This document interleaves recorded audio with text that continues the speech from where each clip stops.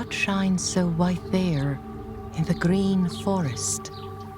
Is it white snow or a flock of white swans? If it were snow, it would have melted now.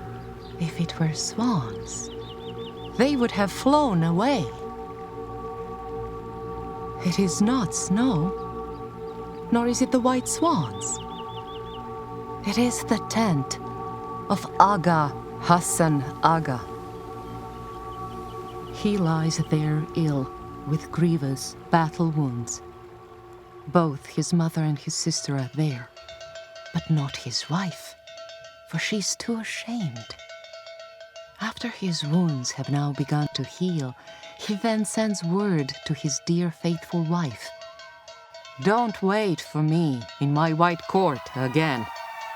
Not at my court, nor among my people. While the lady listens to the message, while the poor one still ponders over it, trampling horses are heard out in the court. The Aga's wife then rushes forth headlong to throw herself from the tower's window. Her 2 daughters, maidens, run after her. Come back to us, O our dearest mother. It is not he, our father, Hasan Aga, but our uncle, the Bey, Pintorovic.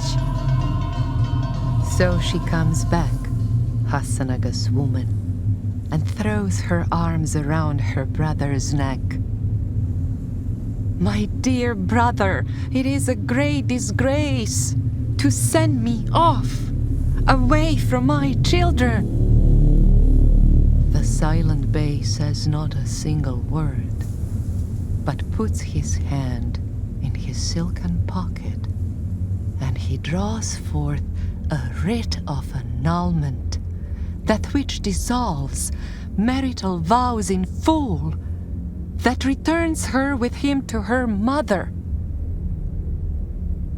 When the lady has examined the writ, on their foreheads she kisses her 2 sons, kisses her girls, both on their rosy cheeks. But from her boy, sleeping in the cradle, she cannot part, nor tear herself away, till her brother takes her by her white hands and withdraws her away from her own son. Then he sits her behind him on his horse, and together they ride to their white home. With her own kin, she stays but a short time, not long indeed, not even a full week. For a good wife from a good family, suitors will come from all lands to woo her. Most often comes Kadi of Imotski. Then the lady pleads to her own brother. In the true name of our love, my brother, don't marry me to any other man, or my sad heart will surely break in grief, just at the sight of my orphaned children. But the proud Bey pays no heed to her pleas, and he gives her to Imotski Kadi. Then the lady pleads unto her brother to write for her a letter on white paper and to send it to Imotski Kadi.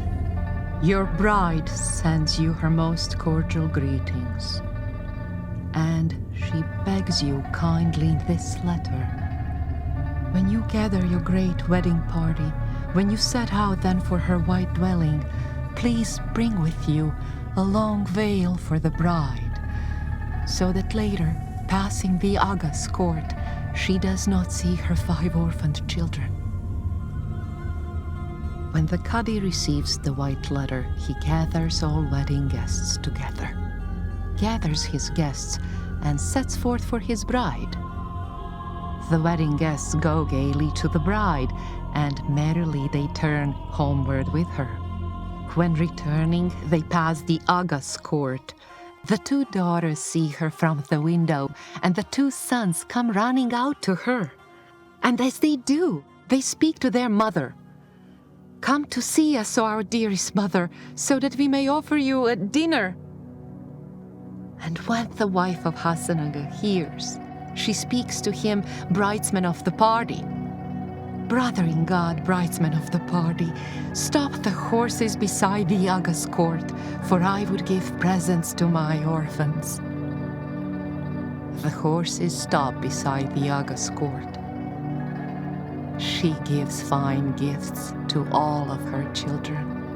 To her two sons gives each a gilded knife, to each daughter a dress down to the ground. And to the boy sleeping in the cradle, to him she sends a bundle of fine clothes. When the noble Hasan Aga sees this, he calls sadly to him his two young sons. "Come here to me, my poor orphaned children, because she has little pity for you. Your own mother, with a heart of cold stone." When she hears that, Hasan Aga's woman, she then falls down. Her white face strikes the earth. At that instant, she parts from her own soul. All from the grief of seeing her orphans